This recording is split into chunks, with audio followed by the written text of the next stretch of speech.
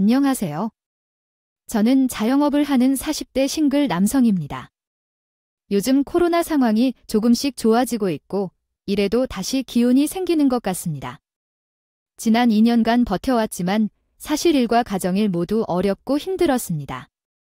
작년은 특히 어려운 해였는데 세계적인 어려움 속에서 버티느라 정말 고생했습니다.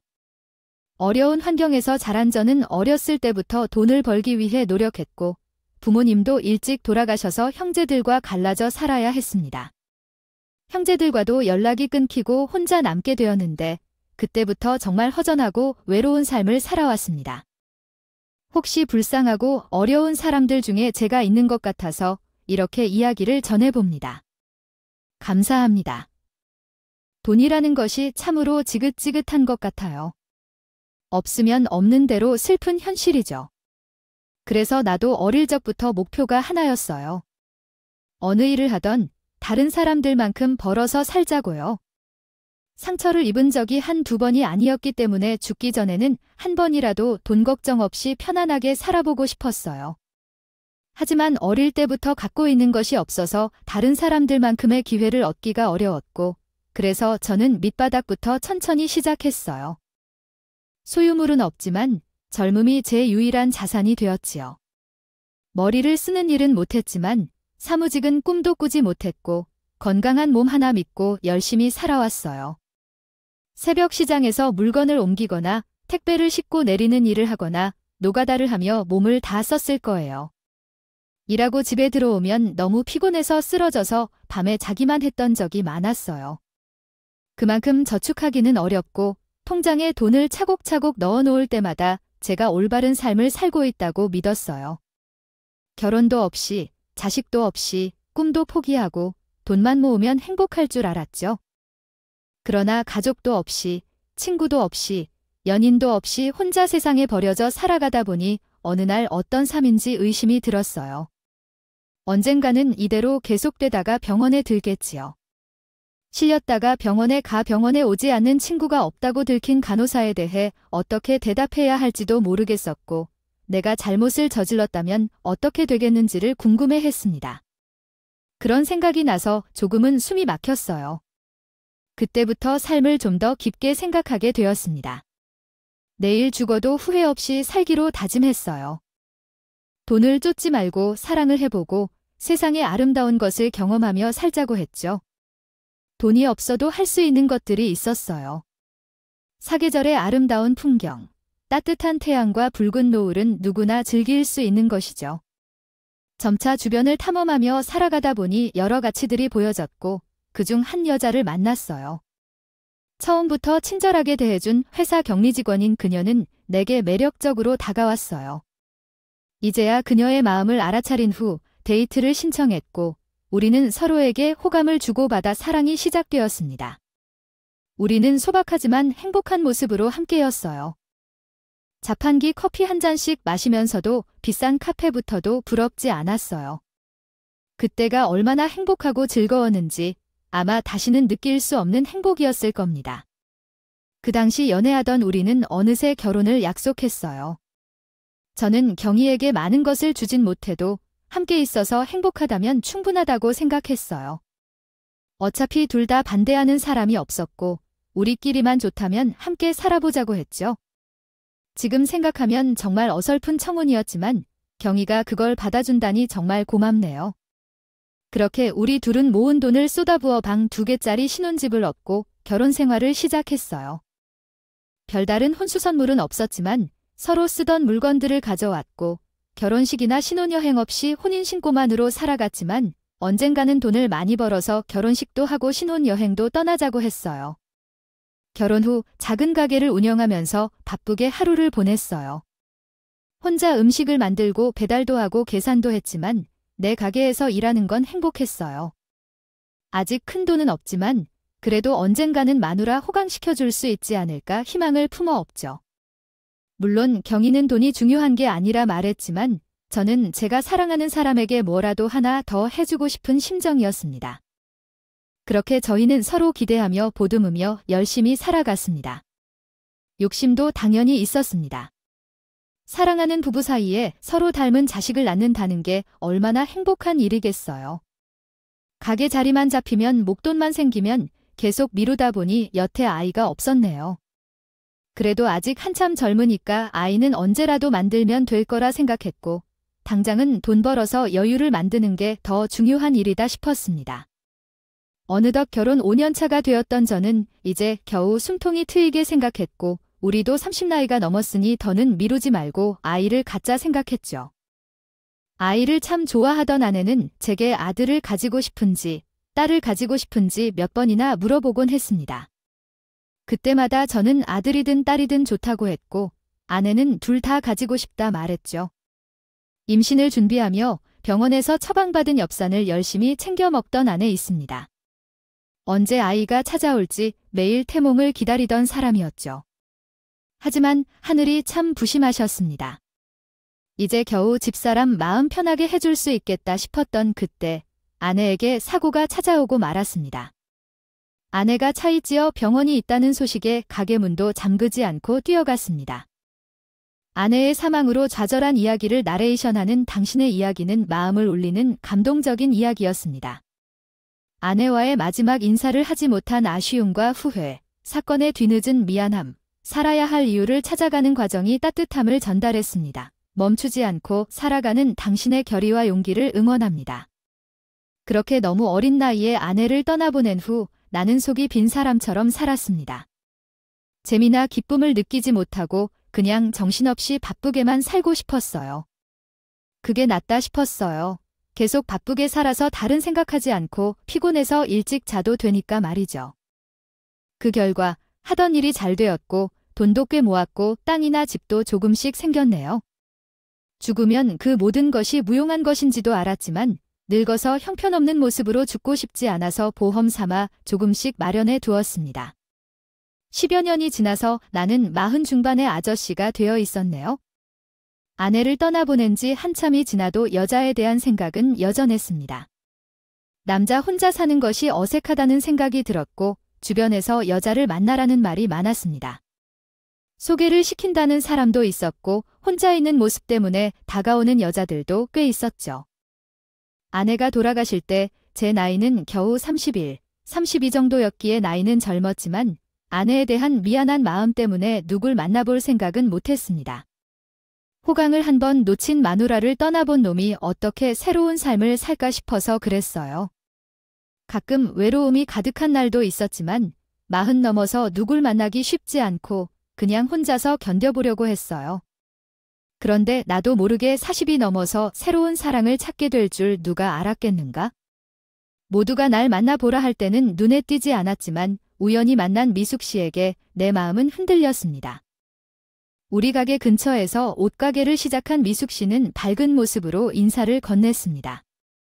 안녕하세요. 저는 옷가게를 차리게 된 신입 사장인데요. 앞으로 잘 부탁드립니다. 처음에는 또래인 줄도 몰랐어요. 나는 벌써 배가 불뚝 나온 40대 아저씨인데 미숙 씨는 옷가게 사장 같은 날씬하고 스타일 좋은 사람이었어요. 그래서 아마 30 중후반 정도인 줄 알았죠. 그런데 알고 보니 40대인 우리 또래였어요. 그 사실을 알고 반가워하기까지 했답니다. 이렇다 저렇다 해도 우리 두 사람은 그냥 만나 인사할 뿐이야. 그렇지만 오랜만에 이성과 인사를 나눈 것만으로도 설레었어요. 미숙 씨는 참 착하고 성격도 좋아서 장사는 처음이라 어려웠는데 월세도 열심히 내면서 빼다 여기저기 기부도 했어요. 자기에게 소비하지 않고는 다른 사람들에게 베풀어 주리는 미숙 씨를 보면서 나는 예전 사람 생각이 났어요. 미숙 씨를 보면서 경의를 느끼게 되었습니다.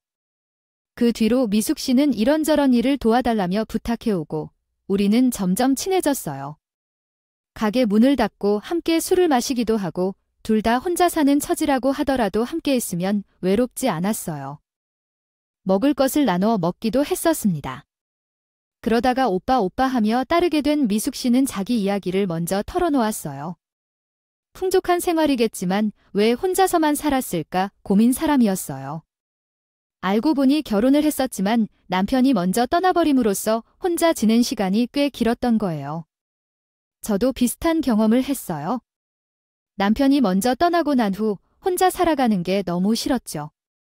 이제 겨우 3년쯤 됐지만 아직도 힘든 날이 많아요. 살던 곳에서 이사도 안 가버리고 옷장 사업도 시작했어요. 자식이라도 있으면 보다 나을 텐데라는 생각이 들었답니다. 어떤 사람에게는 이해할 수 없는 얘기일 수 있지만 같은 아픔을 겪은 우리는 서로를 이해할 수 있었어요. 실제로 이제까지 아내를 먼저 보내고 내게 동정해주는 사람들은 많았지만 그들은 내 안을 제대로 이해하지 못했어요. 그러나 처음으로 나의 고통을 이해해주는 사람을 만나자마자 마음이 열렸어요. 그 이후에 우리는 마치 동네 친구처럼 좋은 형제처럼 지내왔어요. 문제가 생기면 서둘러 나와 동행해주고 고난과 기쁨을 함께 나눴고 어려운 일이 있을 때마다 언제나 내 곁에 있어 주었어요. 그렇게 함께 지내다 보니 남녀 사이에 마음이 생기는 것은 정말 시간 문제였습니다. 처음에는 그냥 좋은 친구로만 생각했던 우리가 결국 결혼을 고려하게 된 거죠. 솔직히 이런 결정을 내리는 것이 쉽지 않았어요. 미안한 마음도 있었고 늦은 나이에 결혼하고 가정을 이루는 것이 가능한지 걱정되기도 했죠. 그런 때 미숙이가 용기를 주고 붙잡아 주었습니다. 형제, 내가 전 남편을 먼저 보내고 다시 가정을 이루는 게 두렵고 걱정스러워. 하지만 영원히 이렇게 있을 수는 없는 거잖아. 그들도 우리가 새로운 삶을 살아가길 바랄지도 모른다고 했습니다. 형제도 전 처가 먼저 떠나고 나면 행복하기를 바라야 할 텐데요. 그러니까 우리가 행복하게 살아가는 것이 모두를 위한 일이에요. 형제는 힘들 수도 있지만 서로를 믿고 한 걸음씩 나아가 봅시다. 그렇게 나와 미숙이는 서로를 보듬어주면서 앞으로 남은 삶의 절반을 함께 나눌 것을 약속했고 소소한 충격으로 끝나요. 네, 결혼식을 올린 적이 있었어요. 저는 경에게 꼭 웨딩드레스를 입혀주고 싶었는데 돈을 모으고 여유가 생기면 결혼식을 올리자고 약속했었죠. 하지만 그 약속을 결국 지키지 못한 것이 기억 속에 다시 떠오르곤 했습니다. 그래서 그런지 누구보다도 행복해야 할 이유를 찾는 것이 제게 힘들었어요. 전처 생각에 고통받고 떠나고 난 후에도 웃을 수 없는 순간이 많았죠. 그런데 한편으로는 새로운 인생을 함께할 사람이 생겼다는 생각에 기쁨을 느꼈습니다. 솔직하게 말하면 잘 살고 있었지만 외로움을 느끼는 순간도 많았어요. 그래서 전처에 대한 미련과 미안함을 조금씩 버리고 새로운 사람과 함께할 앞날을 생각하기로 했습니다. 자식도 낳고 남은 인생을 즐길 행복을 경험하고 싶었죠. 하지만 그럼에도 불구하고 전처에 대한 아픔은 완전히 사라지지 않았어요. 퇴직금을 챙겨줄 가족이 없는 상황에서 재혼을 했어도 전처의 재산을 챙겨야 했었죠. 미숙이야, 너에게 미안한 일이겠지만 결혼하게 되면 전처 재산을 내가 챙겨줘야 해. 그 사람은 부모님이 일찍 떠나시고 외동으로서 책임을 질 사람이 없는 외로운 사람이라서 그렇지. 너에게 도움을 청하는 게 아니야. 그냥 내가 책임을 지도록 이해해줘. 어려운 부탁이겠지만 나는 먼저 떠난 사람을 위해서라도 그 정도의 일을 해주어야 한다고 생각해. 당연히 이해해줄 거라 믿어. 아마도 내가 이해를 못할 것 같아서 걱정돼. 당연히 전 남편의 제사를 챙겨주지 않아도 되지만 오빠가 그런 것을 하길 원한다고 해서 어떻게 이해하지 못할 수 있어. 그런 말 하지 말고 올해부터 내가 도와줄 테니까 같이 해. 나도 경희 씨에게 고마워하는 입장이잖아.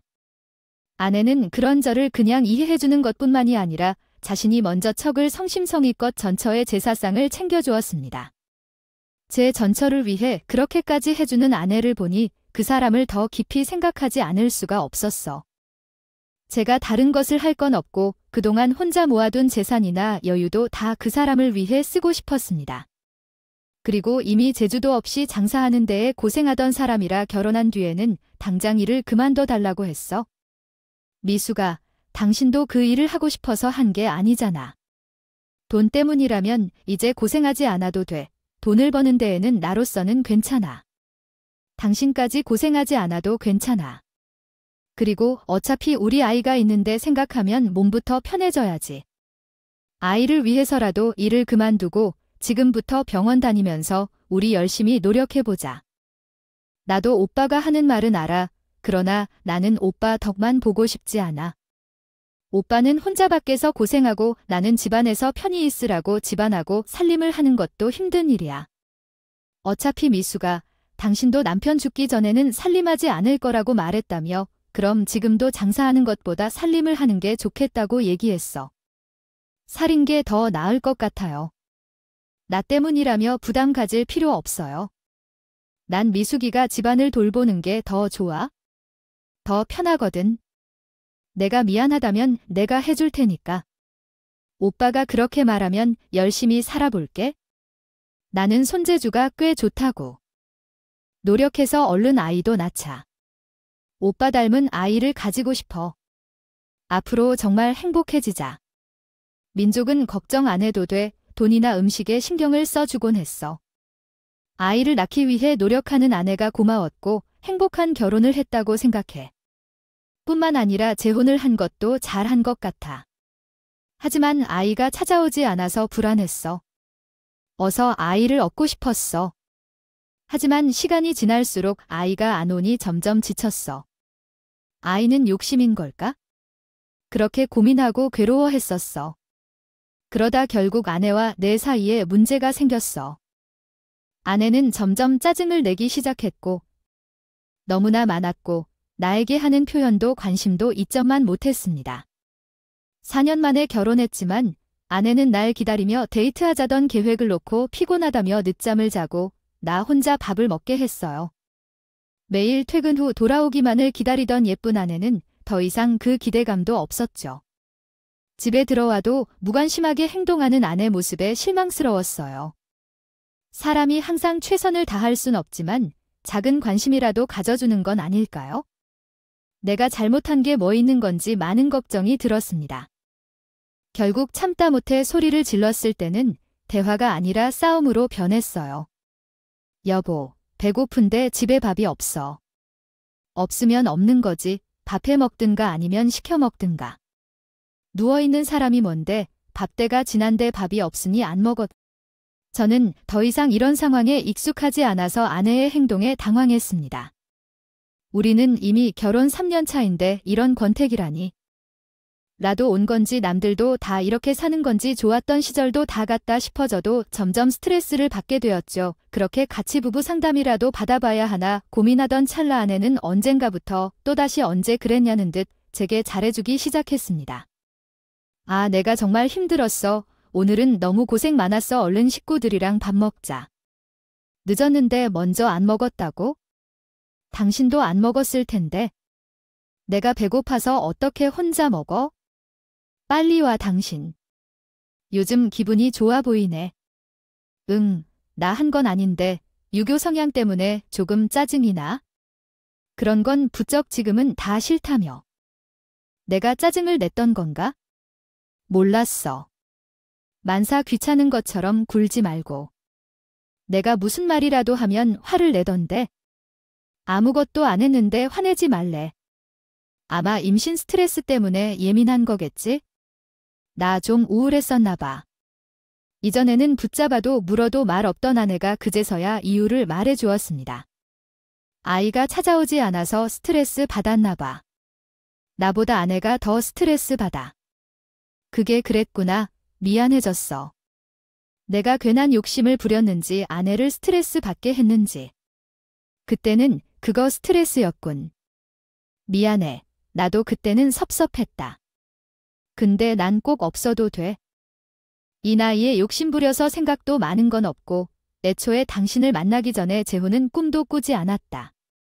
네, 아내는 오빠를 참 좋아해서 더 이상의 알림을 받지 않을까 싶었어.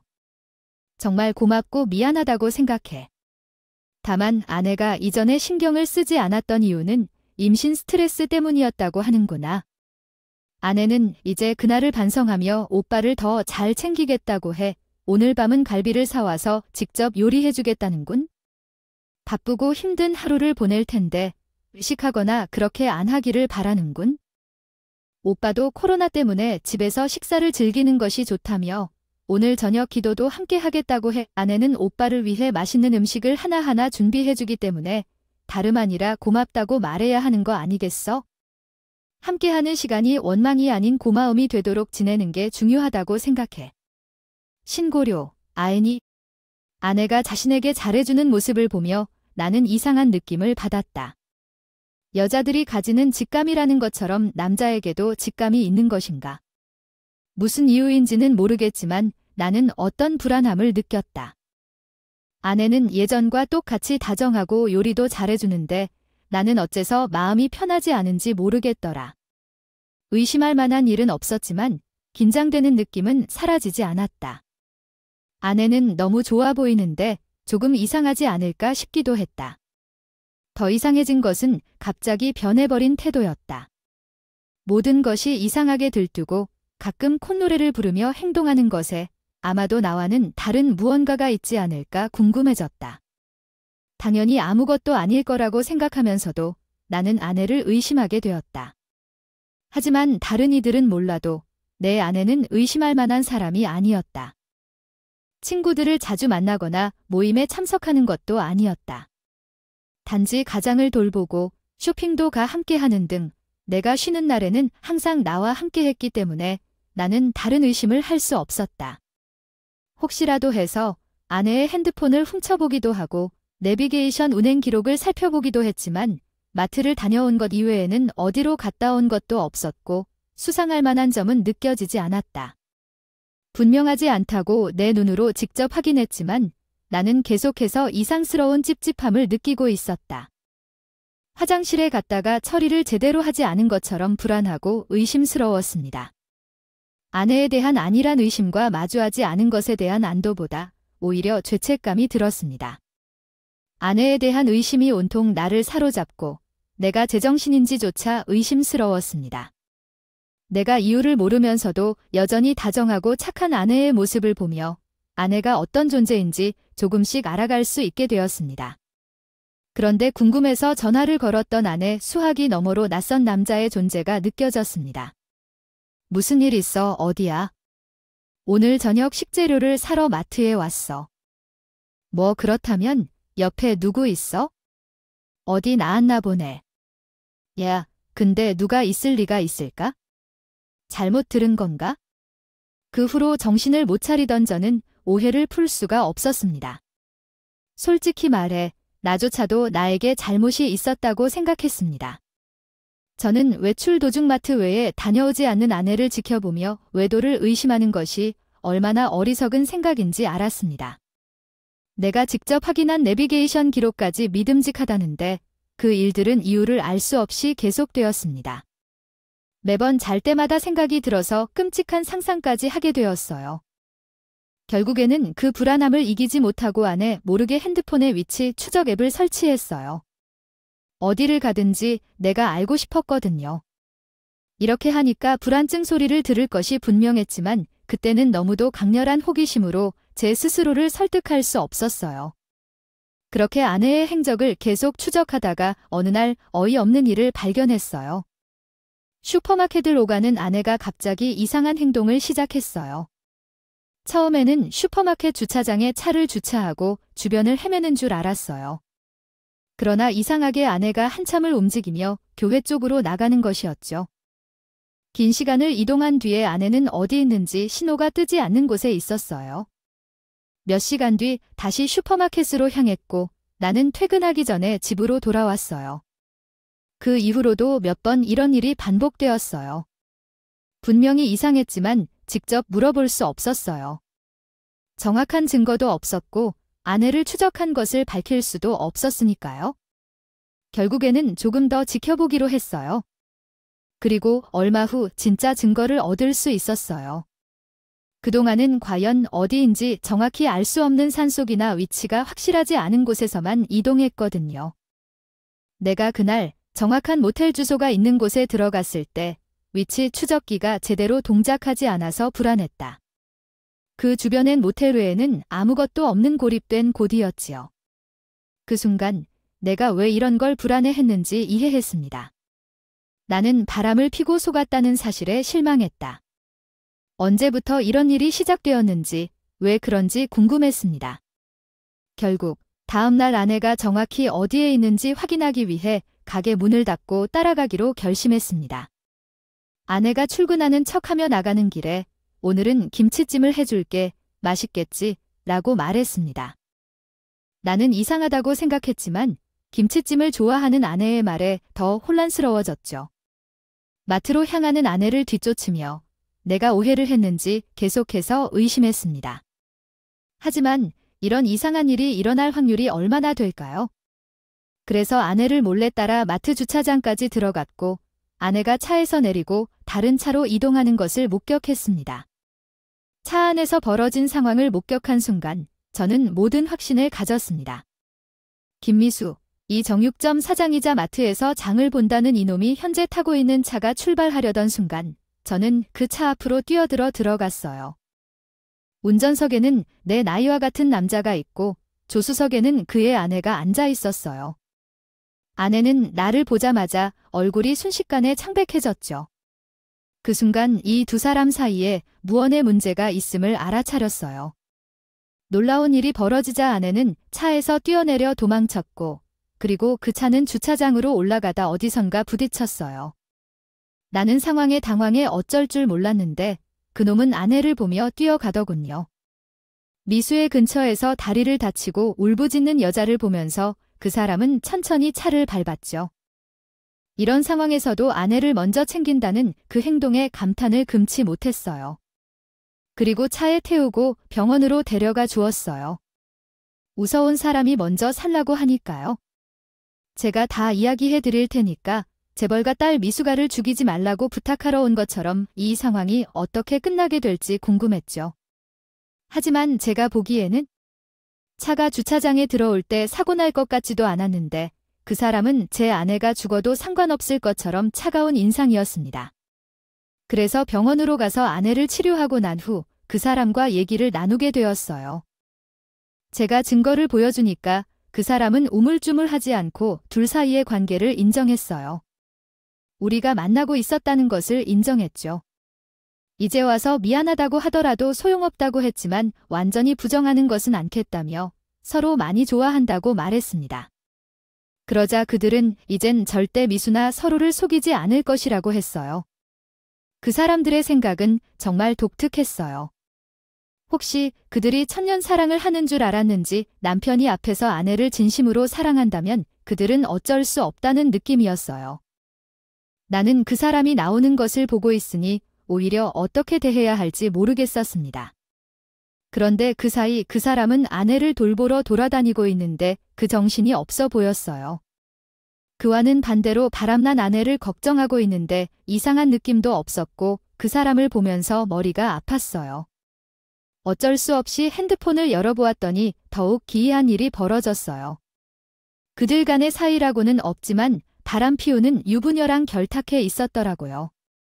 살아가면서 당당하게 말하는 걸 보면 당연히 싱글일 것이라고 생각했는데 그분도 똑같이 가정이 있는 분입니다. 아내와 아이 사진을 배경화면으로 설정하고 바람피는 남편, 대체 무슨 생각이 있을까요? 저도 불쌍한 줄 알았지만 남편이 그런 줄도 몰라서 밖에서 고생하는 줄도 모르는 그 집 아내를 걱정하다 생각하니 눈물이 핑 돋았습니다. 화목해 보이는 가족 사진을 보면 그 언젠가 여자도 자기 남편이 뭘 하고 다니는지 전혀 모른다는 듯하더군요. 그렇다고 괜히 다 말해주면 오다가 사고 일어날까 싶어 대충 빨리 와달라고만 했습니다. 제가 상단 남편에게 전화를 걸어서 병원으로 오라고 알려줬습니다. 처음에 병원으로 와달라는 말에 자기 남편이 무슨 상황인 줄 알고 걱정하는 목소리를 들으니 더 애잔한 생각이 들더군요. 아마 나도 아무것도 모르면 그 여자랑 똑같이 걱정을 하고 있었겠죠. 상간 남편이 아내 손을 잡고 검사를 받으러 간 사이에 상단 남편이 병원에 도착했습니다. 이렇게 연락 주신 분이 그쪽이세요. 우리 남편 핸드폰 주신 거예요. 예. 저 그게 사실 아까는 너무 놀라실까봐 제대로 말씀 못 드렸는데요. 그쪽 남편님과 제 아내가 바람이 났거든요. 제가 그 현장에서 발각고 나서 지금 검사받고 있어요. 아, 다친 건 남편이 아니라 제 아내입니다. 예. 그게 무슨 말이에요? 지금 저랑 농담하시는 거예요. 죄송합니다. 한국어로 번역이 요청되었습니다. 여러분, 이 이야기는 전혀 보이스피싱과는 상관이 없습니다. 이야기의 주요 내용을 요약하면 주인공이 이상한 사람이 아니라고 주장하며 자신의 상황에 대해 이해할 수 없다고 말합니다. 그 이후 주인공이 더 극적인 상황을 설명하면서 동영상을 찍었음을 언급하고 상담 와이프가 이를 이해한다는 내용이 담겨 있습니다. 이어서 여자가 남자의 아내를 공격했고 아내가 그에게 반격하는 내용으로 진행됩니다. 이상하게도 제가 내 아내가 외도를 한 것을 눈으로 목격한 순간 그런 의지가 사라졌습니다. 깊은 배신감보다는 그냥 똥을 밟은 거나 마찬가지였어요. 나중에 궁금해서 왜 그랬냐고 물어봤지만 속 시원한 답을 듣진 못했습니다. 집에만 있어서 심심했는지 전 남편을 못 참기라도 한 건지 외로웠기에 그랬던 걸까요? 외로움을 이유로 바람피고 다니는 사람들의 이유를 이해하려 하지 않았고 결국 그 사실에 미련 없이 이혼을 결정했습니다. 이혼 소송과 재산 분할 소송을 동시에 진행했고 다행히 제가 찍어놓은 동영상 덕분에 위자료까지 받아낼 수 있었습니다. 그 여자와 그 남자 양쪽에서 받은 위자료로 생활비 정도를 얻을 수 있었던 것 같아 다행스러웠습니다. 그 일로 인해 창피해서 잠깐 마트조차 못 갔지만 잘못은 내 것이 아니라고 생각하니 더 이상 창피할 것이 없다는 걸 깨달았죠. 그래서 이제는 그저 길가에서 똥을 밟은 것처럼 떨어진 일로 괴로움 없이 잘 살아보려고 합니다. 내 생각이지만 쉽게 외로워하는 사람을 믿으면 안 된다고 생각해요. 외로움을 느끼는 사람은 상대방이 어떻게 해주더라도 만족하지 못하는 것을 직접 경험했기 때문이죠. 어쩌면 이번 일로 제가 정신을 차리게 되었습니다. 제가 깨달았는지 모르겠어요. 외로움은 사람으로 채워지는 게 아니라고요. 평생의 사랑이 2번이나 찾아오기 어렵다는 것을 말합니다. 역시 제 평생의 사랑은 먼저 떠난 제 아내 하나뿐인 모양입니다. 그래도 여태 혼자 잘 살았는데 좀 외롭다고 주겠습니까? 그래서 저도 그냥 이게 내 팔자가 생각하고 아내 곁으로 가는 그날까지 열심히 살아가렵니다.